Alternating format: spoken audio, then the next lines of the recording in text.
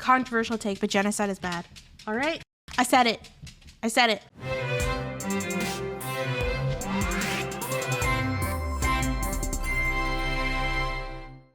So this whole stream today is going to be focused about learning about the history of the term genocide.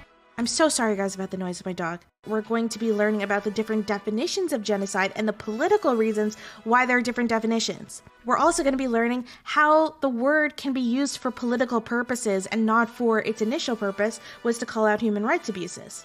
So it gets misused all the time. Particularly by Twitter. But a lot of people are very guilty of this. People tend to see genocide as just like extreme killing. So when they want to really bring attention to an issue, people tend to exaggerate. So they do it for a political purpose. It's not a good idea. But we're also going to get into why we always have this innate instinct to deny genocides when we hear about them going on. And I'm not going to lie to you guys. I don't have all the answers. I know you're like, oh, Aristocracy, she's got the biggest head in the world. Like, she's the smartest streamer ever. Like, wouldn't she have all the answers? No, even I, the greatest, smartest cartoon in the universe, do not have all the answers. See, I can be humble, guys. I can be humble. But what I'm hoping is that I'm going to arm you guys with knowledge and context today that you can make your own choice and that you can come out of the stream pretty decided on what your opinion is. You guys know I try to be as honest about my biases.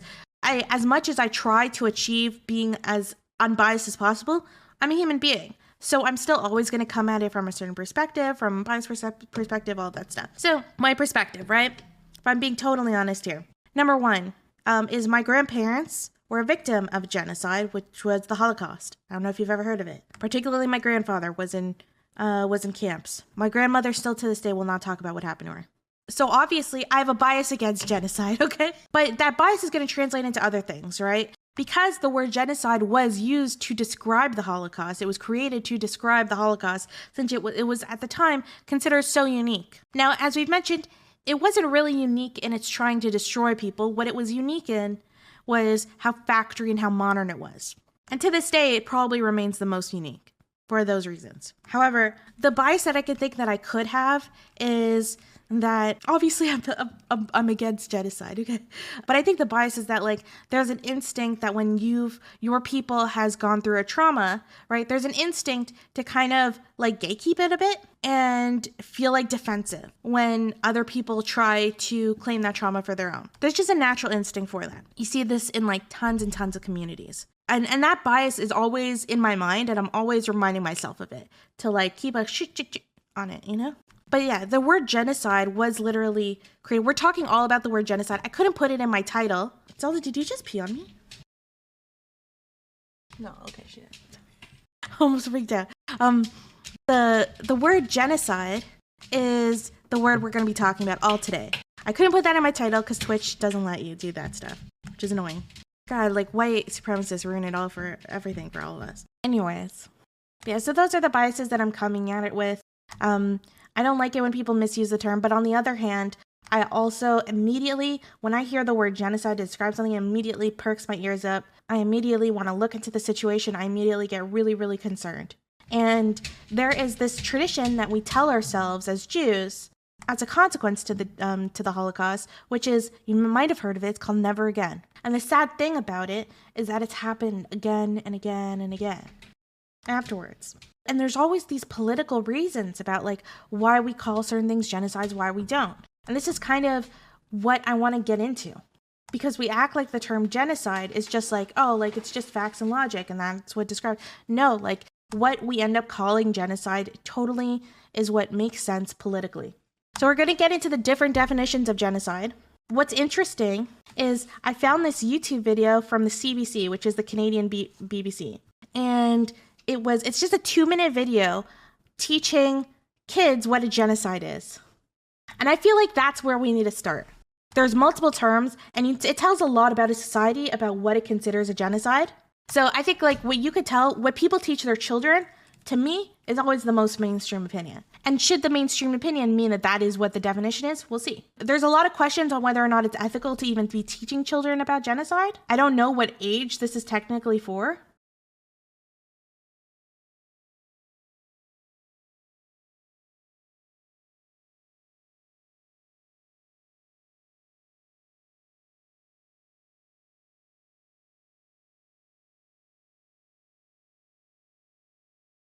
This is all true.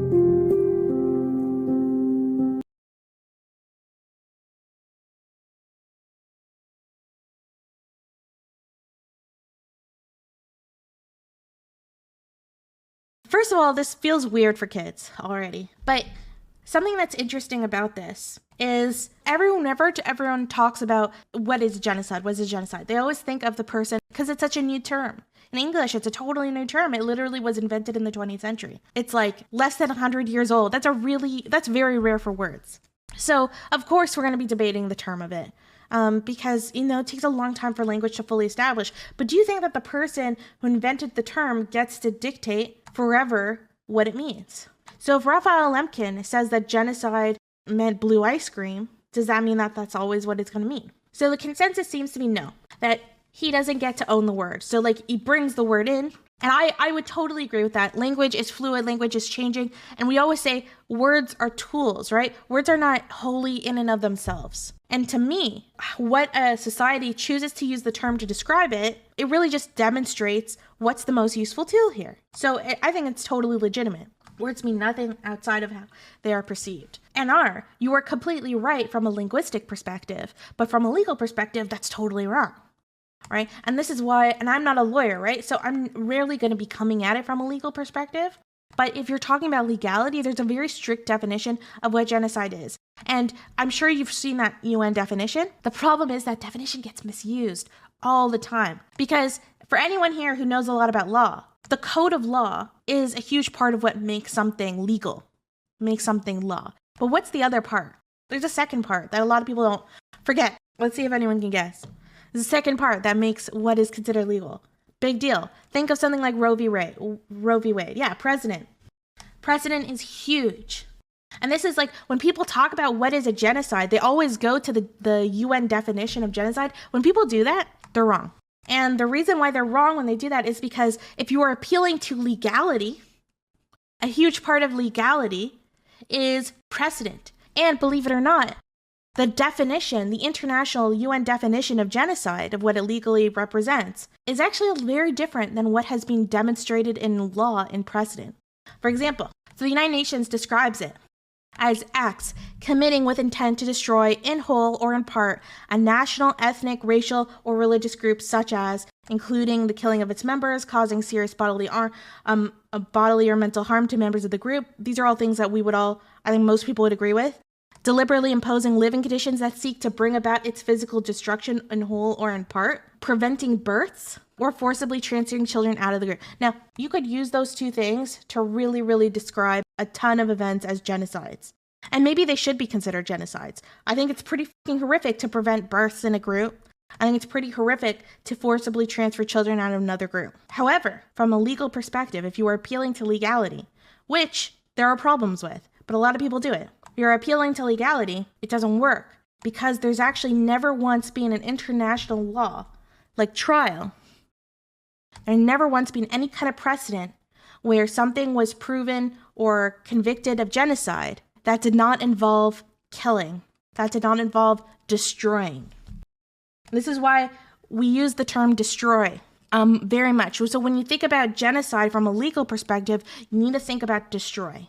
That simple word. So this is why appealing to a legal perspective is problematic. For example, conservatives could potentially use it, right? In Canada, there's a law that if you don't accept your child's transition and you don't get help for them and you don't help them transition, or you're super transphobic to them or something, you could have your kids taken away. Pretty sure that's a law now. So a conservative could be like, oh my God, that's a genocide. So yeah, you could definitely see the problem in how broad a lot of these concepts are. But they're broad because in legality, laws tend to be broad for interpretation purposes. And then it's precedent that really dictates what that means in practicality. And in precedent, fact check me right now, Google is, there's never once been any successful conviction where a country or a person was considered guilty of genocide in international law that did not involve literally killing.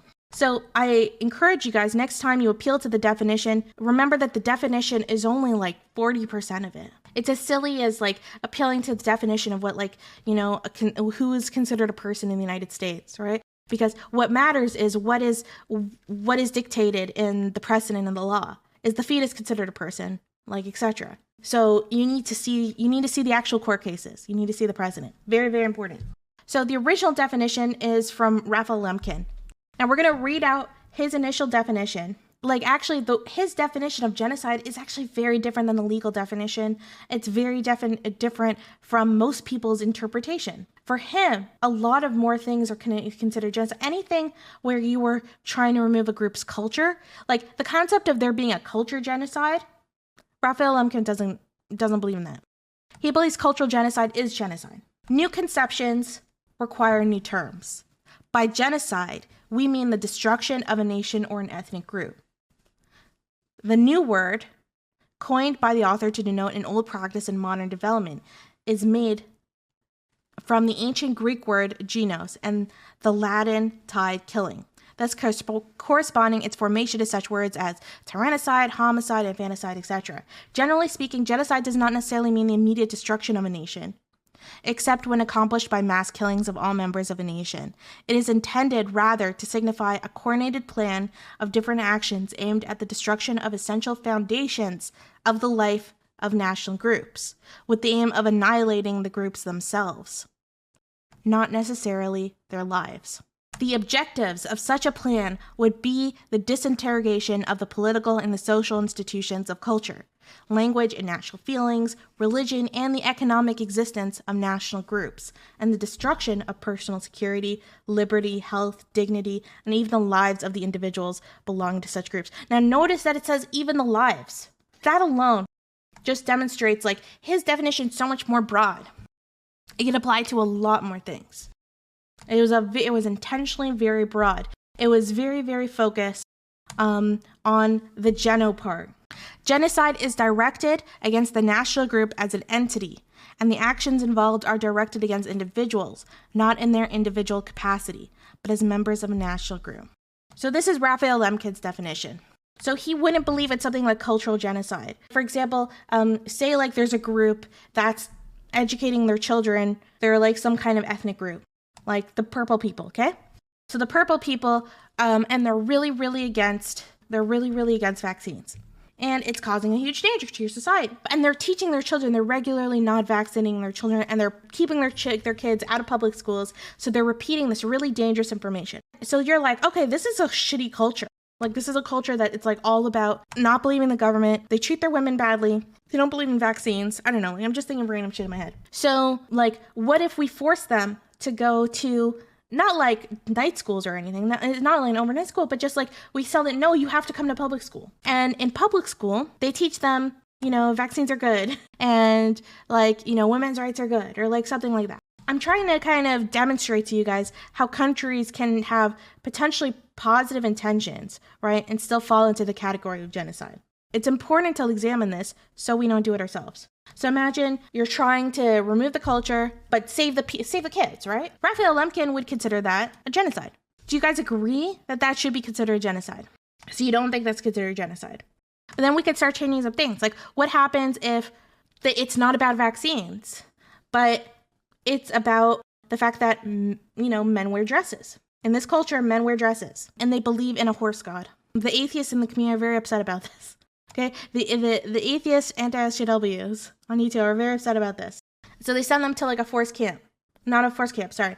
They send them to just like a day school to change their mind. Is that a genocide? Right? Because you're trying to basically remove their culture, and that's their culture. Maybe cultural genocide. Well, Raphael Lemkin doesn't consider cultural genocide a thing. He considers cultural genocide genocide. The problem is that any given culture has so many more aspects to it than hating women and vaccines. So the analog really breaks down. Like you could try to change their views about these things specifically, but if you try to remove all hallmarks of their culture, whatever there may be, that's pretty jacked up. Crepe, I think that's an amazing criticism, and I totally agree with you. And this is why nuance, this is like, in my opinion, why nuance when discussing genocide is important. Because in reality, what if I told you that like them worshiping the horse god and what was the other thing, the men wearing dresses, instead we sent them to overnight, like actual re-education camps? Would you guys start having a different definition? Would you guys start thinking that maybe this is a genocide? What happens if they're punished and they're tortured. What happens if this group just suddenly starts, their birth rate starts significantly dropping? Like it goes from what? Maybe they were having like 3.5 kids and now it's 0.1. So do you think that's still genocide? Do you think it's still not a genocide? And if you still think it's not a genocide, what happens when, for the people who won't convert, are killed? What happens when it doesn't even matter if they're converting or not? They're just killed anyways. This is one of the reasons why people act like genocide is so much about the intent. And it is about the intent in a lot of ways, but it's also so much about the execution. I don't mean execution as in like killing. I mean like execution as in how you go about that genocide. Like the details of it. And I think in reality, when people talk about genocide, I think that that's what they really mean. They're talking about how something goes about. I think a lot of people don't have a problem with the concept of like, I don't know, like plenty of cultures have shitty aspects to them, trust me. I think very few people have a problem with like one aspect of the culture being taken away. But when you're trying to remove the whole culture, when you're trying to, for example, like what happened with the residential schools is they were literally trying to take the Indian, this is their wording, out of the child. What if culture is a social construct though? Yeah, well, Neo, you bring up a really good point because the concept of this all kind of is reliant on this idea of culture being something we value. Ethnic cleansing is an interesting term. Believe it or not, ethnic cleansing doesn't exist legally. No legal definition of ethnic cleansing. In fact, the word was popularized in the 90s by media companies when they wanted to talk about what was going on in Bosnia, the Bosnian genocide, and they didn't want to use the term genocide. Okay, but yeah, I want to hear this kid's TV like thing about it.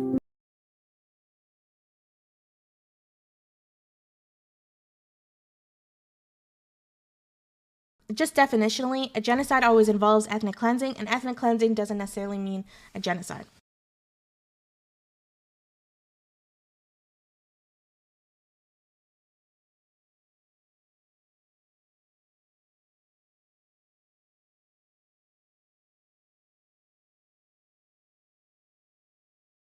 When all these countries, right, these 150 countries, including the United States, Canada, etc., right, when they made the definition of genocide, why do you think they didn't go with Raphael Lemkin's definition? Do you think it was like a genuine philosophical disagreement? They thought that if they went with Lemkin's definition, the guy who invented the term, that they would get in trouble for the shit they'd been doing, which is true. Because in reality, most of those Western nations were all doing something very similar. They were all committing very similar stuff. It's less common now.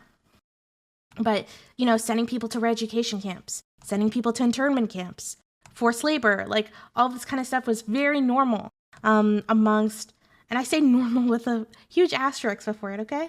You can't call your own friends out. Yeah, no, but that's exactly what it's been. For example, the United States at the time had literally sent Asian people to internment camps. This is all political. And to this day, the UN definition is very political. That doesn't mean it's bad, right? I'm just trying to give the right context. So they literally made and they formulated this definition, particularly to mean that they couldn't be guilty of it. So let's read the United States definition. The United Nations, sorry. Any of the following acts committed with intent to destroy in whole or in part a national, ethnic, racial, or religious group. As such, killing members of the group, causing seriously bodily harm or mental harm to members of the group, deliberately inflicted on the group conditions of life calculated to bring about its physical destruction, in whole or in part. Imposing measures intended to prevent births from the group, forcibly transferring children from another group. So they purposely made it less broad than Raphael Lemkin's.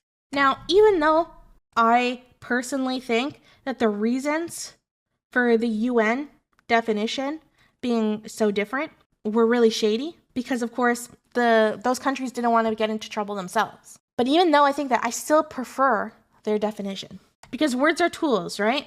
And we need the term genocide to describe a specific type of crime that we hadn't had words to. And keep in mind, we have plenty of words to describe awful human rights abuses, right? War crime, human rights abuse, massacre, ethnic cleansing, mass murder. Basically, Raphael Lemkin considers cultural genocide a part of the definition of genocide. And I think if you went with Raphael Lemkin's definition, I think there's a good argument to be made that Canada is committing a genocide today. If you went with the UN definition, I would say no, 100%. And therein lies the disparity. So in reality, you thought it was this little drama between these two streamers? No. It's actually a huge drama. It's an international drama between these two definitions. And there's some really shitty reasons why the definition changed. And who gets to own the word? Now, there's also been a lot of sociologists, philosophers, and stuff who try to crack their own definition of it. And a reminder that the UN definition, it's not just about the definition, it's also about the precedent. You have to balance those two. Okay, so let's read some of the other definitions according to other, law professors, sociologists, philosophers, etc. Famous Holocaust scholar Yehuda Bar, this is how he described it. Genocide is the planned destruction since the mid-19th century. Interesting.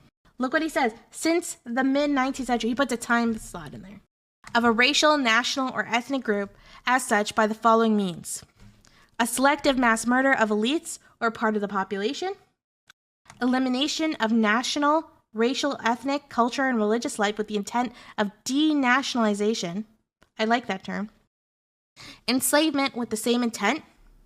Destruction of national economic life with the same intent. Biological decimation through the kidnapping of children or the prevention of a normal family life with the intent. And the Holocaust is the planned annihilation, physical annihilation, for ideological or pseudo-religious reasons of all members of a national or ethnic or racial group. To me, we already have words to describe things like ethnic cleansing. We already have words to describe mass murder. We already have words to describe war crimes. Like, there's all these things. To me, the one word we don't have to describe is when you're purposely trying to annihilate and destroy a people and murder them. The term genocide, that's what I would use that term for. Hot take, I don't think intent matters as much sense to invoke on a state level. Learning, it's interesting. I don't know if I agree with you, because I think intent does matter, but historians as a whole agree with you. So the historical perspective of what a genocide is very different. Historians will often they are much, much less charitable with the person perpetuating the genocide. This is why historians were the first, naturally, to start saying that there was a genocide in the indigenous peoples of the Americas. You wouldn't consider the indigenous people of the America dying by disease. Okay, so 90% of the indigenous peoples, from the moment he lands to about the 19th century, 90% of the entire indigenous peoples of the Americas wiped out. Now, historians consider all 90% a genocide. Now, the majority of that 90% died by disease. And that's usually how people argue, saying, oh, it wasn't a genocide. And I used to think this. I 100% was guilty of this, being totally honest. Like, how can you compare something like the Holocaust, where there was literally an orchestrated plan to completely annihilate and wipe a group off of the planet, right? How can you compare that to a situation like landing in, the Americas and just exploiting workers and a disease being traveled and them not handling the disease right? It's almost offensive to make that comparison. And I would agree, it is, but that's because that's not what happened. My mind got changed when I actually read about the history of what happened specifically. Yeah, if you actually read, and I would encourage you guys, we have primary documentation from people, not just natives, right? We have primary documentation from Europeans who witnessed this stuff. Just look at the destruction of the Indies. I think that's by the Friar. He has a great article where he describes what happened, where there was huge intent. One of the tactics that Columbus would use was that so even though the majority of them died to disease, it wasn't just, they weren't just dying to the disease because they didn't have any natural immunity. It wasn't just that. It was because of the conditions they were living in. But the majority of genocides really are basically working to death. That's one of the most common things, working to death and putting them in conditions where they basically have to die with the intent of them dying. And this is one of the reasons why I really, really don't like this guy's definition. Yehuda Bar, amazing historian. I don't like the definition where it says that it's since the mid-19th century. Because this operates on this idea that, it was only modern humans that started to get morals. Right? It's this is why, it's very Whig historian. It's tautological too. And look up all those terms. It's where you're always thinking that things are always progressing in this upwards trajectory. We're always getting more and more moral. And people in the past were so immoral, and because we're more progressive and more modern now, it's not true. Human society does not operate like that. We go in bursts and ups and downs, okay? It's very messy. It's not in this nice upward trajectory. No, Zelda. Down. You want to say hello to the mic? Okay, stop kissing the mic. She's kissing you guys right now. You like learning about genocide? You like learning about genocide? Yeah? Oh, okay, cute. You're being cutie. Fine. And anyways, what was I saying? But yeah, this idea that, like, you know, at the time, it's not as bad because humans were less moral at the time. That's not true. Like, it's not even something to debate whether or not Canada did commit a genocide, and whether or not other nations committed genocides in the past against the indigenous peoples. Some people group it all together as one entire genocide. I don't really like that because I feel like it simplifies the nuances of what happened. And I don't like the idea of just grouping all indigenous tribes together in one group. I feel like that's kind of racist. But yeah, so as you can see, if you look at the genocide definitions, there are so many. The most recent one by John Cox, a historian, he says that genocide is the concerted, coordinated effort to destroy any human group or collectivity as it is defined by the perpetrator. Interesting, he goes by the definition of the perpetrator, which I like.